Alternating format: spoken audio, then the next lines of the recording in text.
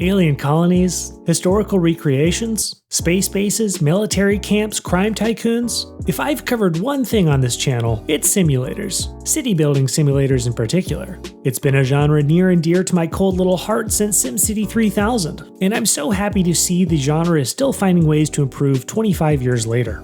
But for every Against the Storm or Manor Lords, it would seem about 5 to 55 fairly uninspired and uninteresting city builders are released, and I have had enough. Or so I said after the last one I reviewed, then promptly turned around and fell headfirst into El Dorado, the Golden City Builder. You guessed it, Mayan-themed city builder in which you and you alone slowly spread your solitary sacrificial empire across the empty Yucatán Peninsula as you curry each god's favor. And by curry favor, I more so mean endure their relentless lightning strikes, tornadoes, floods, and more. Herein lies the core gameplay loop of El Dorado. You see, your civilization exists to build god-specific temples to satiate whichever god currently rules per the Mayan calendar. This calendar doubles as a timer of sorts, as every Mayan month is ruled by a new god. But only by gathering resources and leveling up your civilization by building stuff will you be able to unlock each god's constellation. And with them, a whole host of new buildings and resources you'll need to farm in order to unlock the next god's constellation, and so on. Fail to keep pace with this calendar and you'll find yourself in the unenviable position of not having unlocked a god's temple by the time its rule begins, meaning you won't be able to build the requisite shrines necessary to convince said god to stop f***ing up your shit.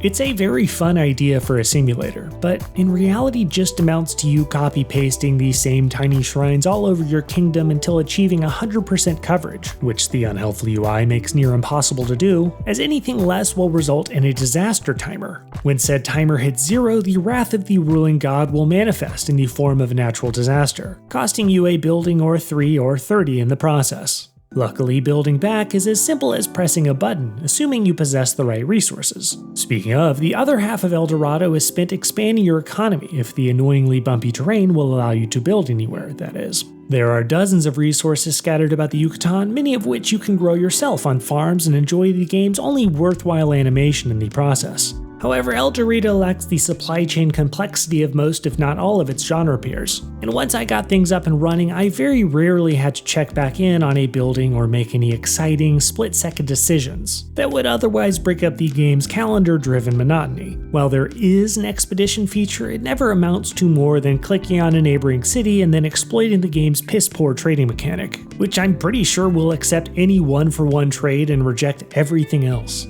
Oh, and while the game's menu implies a robust 10-part narrative campaign, don't be fooled. After a very short text-based preface, you'll just begin clicking your way through a laundry list of objectives as you gradually unlock every constellation, building, and resource in the game. In this sense, El Dorado's campaign is just a structured sandbox mode. Oh, and did I mention the sandbox uses an indecipherable random number generator to decide where to spit you out on the same map every time? Maybe you'll have better luck cracking this code than I did.